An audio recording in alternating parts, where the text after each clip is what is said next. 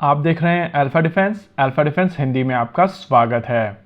आज के इस वीडियो में हम लोग बात करेंगे भारतीय वायुसेना के लिए बनाए जाने वाले फाइटर जेट्स को लेकर और समझने की कोशिश करेंगे Su-57 के केस को। आज भारत की मेन स्ट्रीम मीडिया में एक रिपोर्ट चल रही है कि आने वाले समय में भारत की तरफ से Su-57 कंसिडर किया जाएगा और चांसेस हैं कि 2 स्क्वाड्रन ऑफ द शेल्फ खरीदी जाए, बाकी 3-4 स्क्वाड्रन को भारत में HAL द्वारा बनाया जाए। आप में से जो लोग हम लोगों के वीडियोस रेगुलरली देखते हैं उनको याद होगा, लगभग 6 दिन पहले हम लोगों ने एक वीडियो किया था जहां पर हम लोगों ने एक्सप्लेन किया था कि भारत की तरफ से 2 अलग अलग तरीके के इंपोर्ट किए जाएंगे स्पेसिफिकली फाइटर जेट सेगमेंट में। पहला इंपोर्ट है MRFA के तहत अक्वायर किए जाने वाले 114 रफाल जेट्स। इसको लेकर डॉक्यूमेंटेशन भारतीय वायुसेना की तरफ से मिनिस्ट्री ऑफ डिफेंस को सबमिट कर दिया गया है और अब कुछ ही दिनों में DAC के अप्रूवल के बाद में ये प्रोसेस फॉर्मली शुरू हो जाएगा। हालांकि अभी ये चीज क्लियर नहीं है कि क्या मिनिस्ट्री ऑफ डिफेंस पूरे 114 फाइटर जेट के लिए अग्री करेगी या नहीं, लेकिन इस पॉइंट ऑफ टाइम पर कहा जा सकता है कि भारतीय वायुसेना की तरफ से अपना प्रपोजल सबमिट कर दिया गया है और उनके प्रपोजल में 114 फाइटर जेट हैं, जिसका नाम भी यहाँ पर मेंशन किया गया है। वहीं अगर दूसरे इंपोर्ट की बात की जाए तो ये रिकमेंडेशन आया है एम्पावर्ड कमेटी की तरफ से।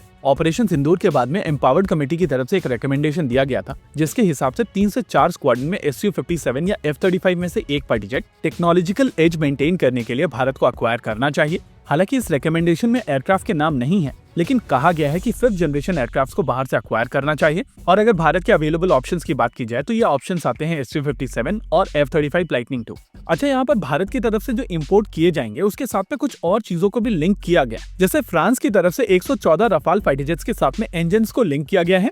यानी कि अगर भारत को साफरान के साथ में कोलैबोरेट करना है और आमका के लिए इंजन को डेवलप करना है तो भारत को फ्रांस के लिए ये डील स्वीट करनी पड़ेगी। वैसे इस डील के यूज केस को लेकर डिबेट बना रहेगा। कुछ लोगों की तरफ से कहा जाएगा कि भारत को नंबर्स की आवश्यकता है और रफाल फाइटर जेट्स की मदद से अगर भारत नंबर्स बनाने की कोशिश करेगा तो नंबर बन सकते हैं। पर्सनली मैं रेकमेंड करूंगा कि हम सभी को इस चीज को लेकर वेट करना चाहिए और देखना चाहिए कि कैसे ये नंबर बनते हैं, क्योंकि अगर भारत की तरफ से रफाल डील आज साइन की जाती है तो आपको पहला फाइटर जेट साल 2030 के बाद में मिलेगा। इसके अलावा क्योंकि नंबर केवल 114 का है तो production rate 12 aircraft per year से ज्यादा नहीं हो सकता है। ऐसे में ये कहना कि ये परचेस इमीडिएट रिक्वायरमेंट को एड्रेस करने के लिए की जा रही है तो लॉजिकल नहीं है।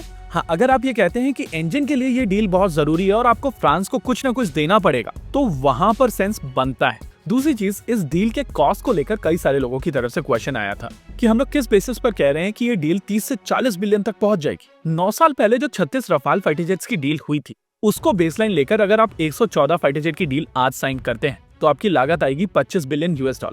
अब आप इसमें 9 साल का इन्फ्लेशन ऐड कीजिए, भारत में असेंबली सेटअप करने की कॉस्ट को समझिए, भारत के वेपन सिस्टम्स को इंटीग्रेट करने की कॉस्ट को समझिए और क्योंकि फाइटर जेट भारत में असेंबल किए जाएंगे तो GST कंपोनेंट्स को भी आपको समझना पड़ेगा। ये डील इजीली 30 से $40 बिलियन जाएगी। इसके अलावा मेंटेनेंस, रिपेयर, लॉजिस्टिक्स, इन सभी चीजों को ध्यान में रखते हुए आपका कॉस्ट और ज्यादा ऊपर जाएगा। वहीं दूसरी ओर 5th जनरेशन एयरक्राफ्ट को लेकर जो बात की जा रही है उसको भी समझ लीजिए। जब भारतीय वायुसेना के chief air chief marshal RKS Bhadauria थे तो उन्होंने कहा था कि भारत कोई भी 5th जनरेशन एयरक्राफ्ट बाहर से अक्वायर नहीं करेगा बल्कि भारत में बनाएगा। हालांकि तब से अब तक काफी कुछ बदल चुका है और अब पिछले लगभग 4 साल से भारत सरकार वेट कर रही है कि किसी प्राइवेट सेक्टर कंपनी के साथ में मिलकर भारत में आमका बनाया जाए। वैसे थक हार के भारत सरकार HAL के पास वापस गई थी, लेकिन फिर से प्राइवेट सेक्टर कंपनीज को एंगेज करने की कोशिश की जा रही है और इसी वजह से एक्सप्रेशन ऑफ इंटरेस्ट के रेस्पॉन्स सबमिशन में काफी ज्यादा डिले हो रही है। यहाँ पर लगातार एक्सटेंशन हो रहे हैं और अब लगभग 4 साल की डिले के बाद में भारत सरकार की तरफ से ही प्रपोजल दिया गया है कि कुछ 5th जनरेशन एयरक्राफ्ट बाहर से अक्वायर कर लिए जाए। जी हाँ,